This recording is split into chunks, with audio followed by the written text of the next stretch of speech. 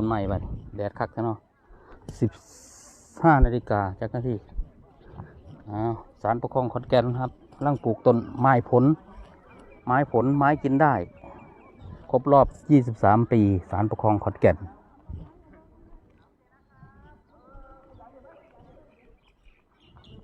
ไม่มองเขากองให้เขา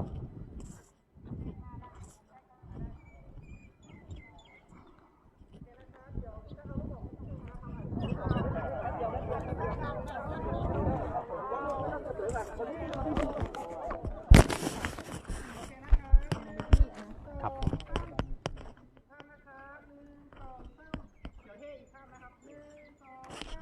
เฮ้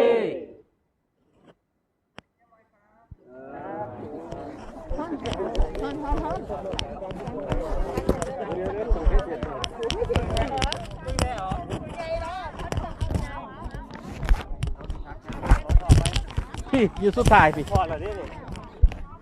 อยู่สุดท้ายมูอะโวคาโดปลูกอะโวคาโดต้นยังอ่ะต้นนั้นมะม่วงต้นนั้นผมมายงซิดอะโวคาโดอยู่สุดท้ายมูตัวอยู่สุดท้ายแล้วสิได้กินผู้อยู่